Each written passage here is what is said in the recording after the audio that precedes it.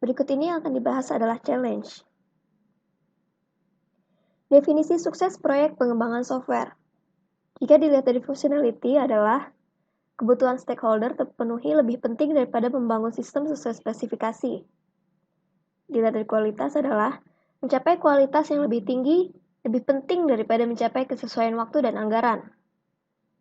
Delivery hasil proyek pada saat siap di-deliver lebih penting daripada delivery hasil proyek sesuai dengan jadwal.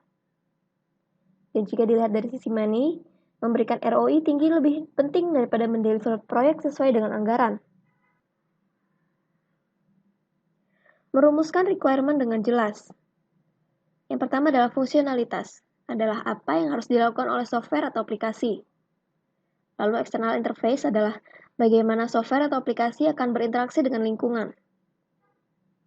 Lalu performansi adalah bagaimana dengan kecepatan, response time, recovery time, dan aspek-aspek kualitas lain. Lalu constraint, standar apa yang dipakai dalam membangun software atau aplikasi, bahasa pemrograman yang digunakan, database, batasan resource, dan lingkungan operasinya. Beberapa hal penting yang harus dilakukan untuk melakukan estimasi biaya adalah metode yang digunakan, mencari harga pembanding, dekomposisi proyek, dan memutuskan hasil estimasi dari metode yang berbeda. Memilih teknik yang tepat dengan hasil akurat untuk estimasi ukuran software. Estimasi ukuran atau size merupakan fondasi estimasi lain karena size adalah penentu tunggal biaya yang akan dikeluarkan dalam proyek. Untuk memperoleh estimasi yang akurat, dilakukan estimasi dengan banyak teknik dan hasilnya dihitung dari penyebaran estimasi terbanyak untuk menentukan teknik yang paling tepat. Sesuaikan kasus yang akan dikembangkan dengan jenis size yang dapat diestimasi setiap teknik. Berikut ini adalah beberapa teknik yang dapat dilakukan beserta dengan size yang dapat diestimasi sesuai dengan tekniknya masing-masing. Terdapat analogi, decomposition, group review, dan wideband Delphi. Memilih satuan yang tepat untuk estimasi ukuran software. Satuan line of code atau LOC merupakan satuan yang paling umum digunakan.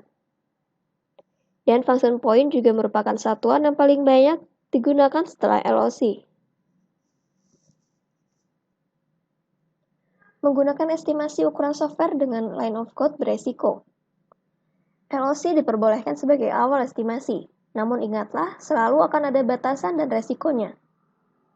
Sisi negatif dari LOC adalah terlalu simpel untuk software yang kompleks. Saat ini semakin tak relevan karena banyak development tools, dan cenderung tidak mencerminkan produk yang efisien. Sedangkan sisi positifnya adalah dapat diterapkan pada berbagai jenis proyek. Banyak tool estimasi yang menggunakan LOC, dan satu-satunya besaran yang secara langsung dan terukur merepresentasikan sebuah software. Menentukan breakdown pekerjaan pengembangan software atau aplikasi. Yang pertama adalah keseimbangan aspek definisi proyek dengan data yang terkumpul. Mengembangkan WBS dengan hubungan yang logis antar komponen proyek. Memastikan pengembangan dan penggunaan WBS. Menciptakan elemen yang fokus pada pengiriman atau deliverable. Identifikasi dan detilasi seluruh deliverable proyek yang penting. Menghindari elemen WBS yang saling overlap pada tanggung jawab pengiriman. Kendala penentuan kompetensi untuk proyek pengembangan software adalah programmer tidak suka diatur dan menyukai kebebasan. Mahalnya rate bagi programmer yang sudah ahli, dan ketidaksesuaian dengan jadwal yang telah ditetapkan. Dalam menentukan tarif main day, beberapa hal yang perlu diperhatikan adalah standar atau acuan apa yang akan digunakan. Bagaimana pembedaan tarif main day untuk level keahlian yang berbeda untuk junior, senior, dan expert.